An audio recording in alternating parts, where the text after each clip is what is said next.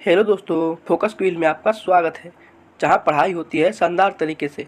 अगर आप भी चाहते हो कि एग्ज़ाम में वही चीज़ें आएँ जो आप पढ़ो, तो आप बिल्कुल सही जगह आए हैं। पढ़ाई को इंटरेस्टिंग बनाने के लिए जुड़े रहें हमारे चैनल से। आज का हमारा टॉपिक है सिंधु सभ्यता के कुछ महत्वपूर्ण क्वेश्चंस जो हर एग्ज़ाम में देखने को मिलते हैं।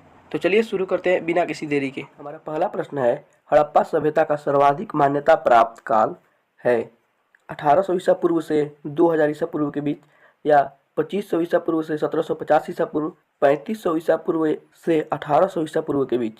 तो इसका सही आंसर हो जाएगा बी, 2500 ईसा पूर्व से 1750 ईसा पूर्व तक हड़प्पा सभ्यता का सर्वाधिक मान्यता प्राप्त काल है।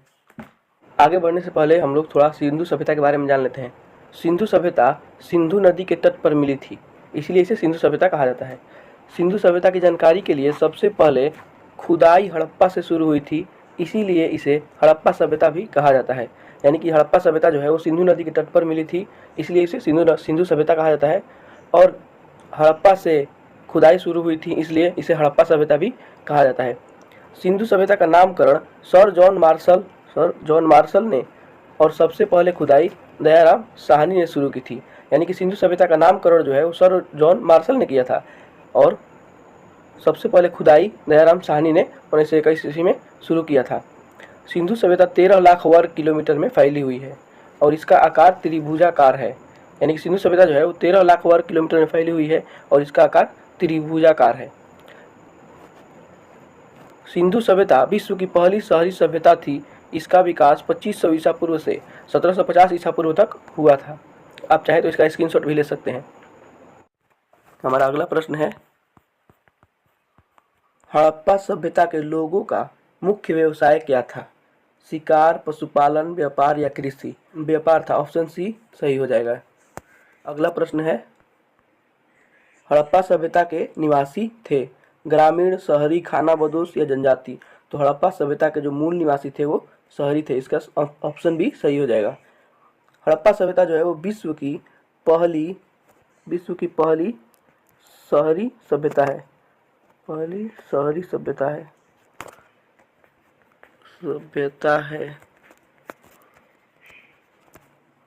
निम्नलिखित विद्वानों में से हड़प्पा सभ्यता का सर्वप्रथम खोजकर्ता कौन है?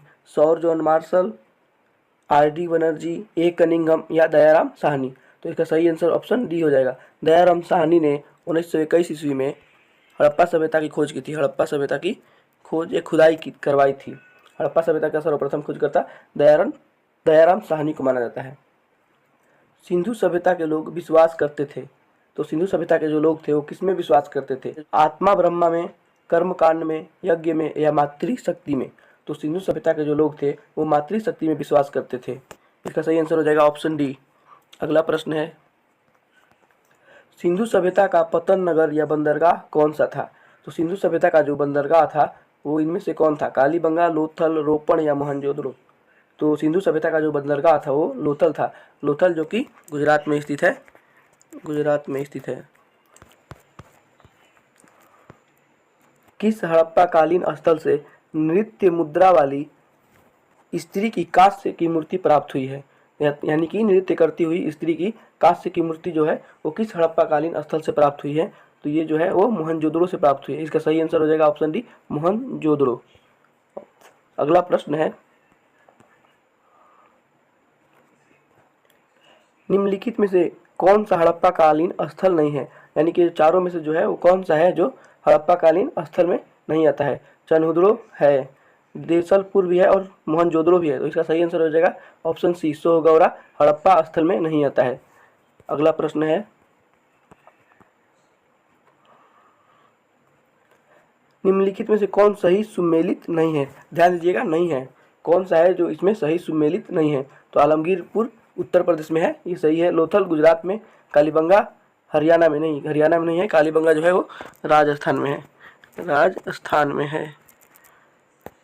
कालीबंगा राजस्थान में है। रोपड़ पंजाब में सही है। इसका ऑप्शन सी जो है वो सही सम्मिलित नहीं है। अगला प्रश्न है, विशाल स्नानागार किस पुरातत्व स्थल से पाया गया था? यानी कि हड़प्पा, मोहनजोदड़ो, कालीबंगा और रोपड़ में से किनमें जो है वो विशाल स्नानागार पाया गया था? तो विशाल स्नानागार मोहनजोदड़ो से प्राप्त हुआ है। अगला प्रश्न है, हड़प्पावासी किस वस्तु के उत्पादन में सर्वप्रथम थे? तो हड़प्पावासी जो थे वो किस वस्तु के उत्पादन में सर्वप्रथम थे? तो हड़प्पावासी कपास के उत्पादन में सर्वप्रथम थे। अगला प्रश्न है, हड़प्पाकालीन स्थल में अभी तक किस धातु की प्राप्ति नहीं हुई है? तो हड़प्पाकालीन जो स्थल थे उसमें अभी तक कौन से धातु की प्राप्ति नहीं हुई थी इन चारों में से? तो तांबा का हो चुका था, सोना और चांदी का हो चुका था, लोहा का अभी तक प्राप्ति नहीं हुआ था। इसका सही उत्तर हो जाएगा ऑप्शन डी। अगला प्रश्न है, निम्नलिखित में से कौन सी सभ्यता नील नदी के तट पर पनपी? तो इनमें से कौन सी सभ्यता है जो नील नदी के तट पर पनपी थी?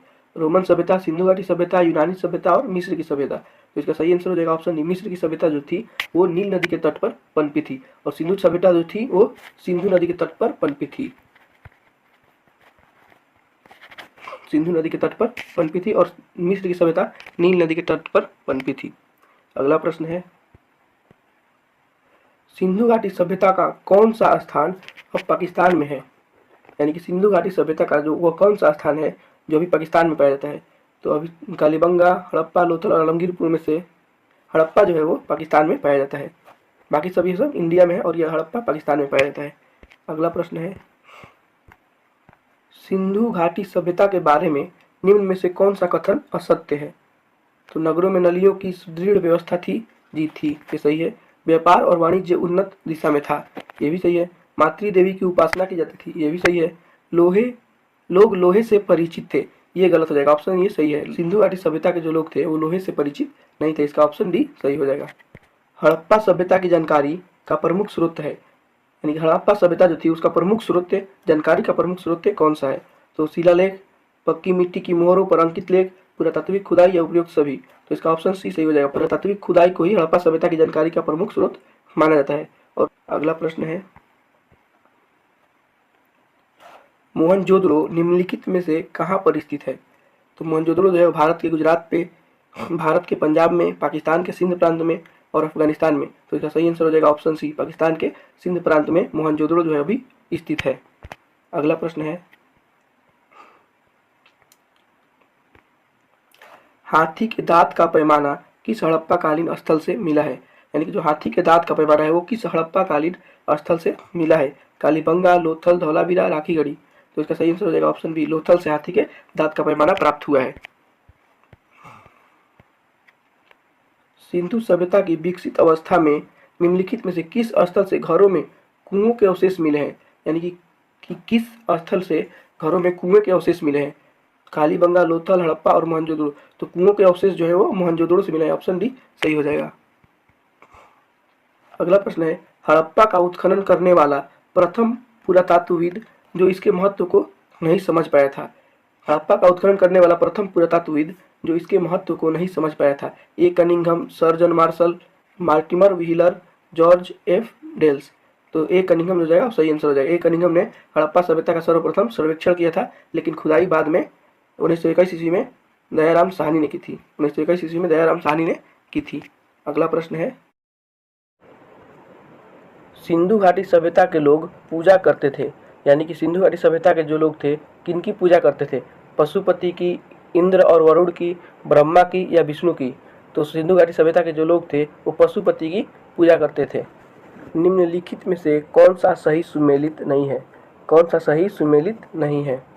हड़प्पा, दयाराम साहनी। हड़प्पा का जो खुदाई है वो दयाराम साहनी ने करवाई थी। लोथल की खुदाई एस.आर. राव ने करवाई थी, ये भी सही है। सुरकोटना की खुदाई जो है जे.पी. जोशी ने कराई थी, ये भी सही है, तीनों सही है। धौलावीरा का खुदाई वी.के. थापर ने, जी नहीं, वी.के. थापर ने धौलावीरा का खुदाई नहीं करवाई थी। धौलावीरा का खुदाई रविंद्र सिंह बिष्ट ने करवाई थी।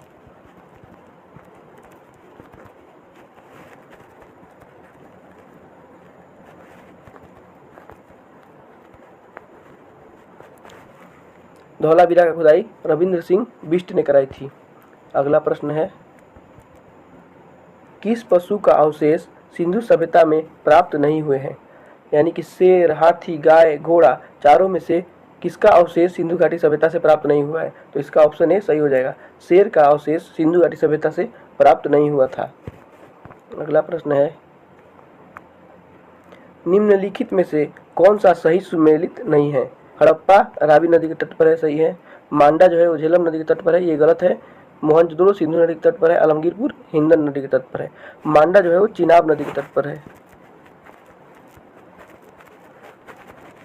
चिनाब नदी के तट पर है, इसका ऑप्शन बी सही हो जाएगा, जो कि सही सुमेलित नहीं है। मांडा चिनाब नदी के तट पर स्थित है। सिंधु सभ्यता में व्यापार के लिए किसका उपयोग किया जाता था? कागज, सिक्के, मोहरे और ताम्रपट्टियाँ या किताबें? तो सिंधु सभ्यता में व्यापार के लिए मोहरे और ताम्रपट्टियों का उपयोग किया जाता था। अगर वीडियो थोड़ा सा भी अच्छा लगा हो तो वीडियो को लाइक करें। ऐसे ही और वीडियोज़ के लिए चैनल को सब्सक्राइब करना ना भूलें। मिलते हैं एक और नए वीडियो में, तब तक के लिए बाय बाय, टेक केयर।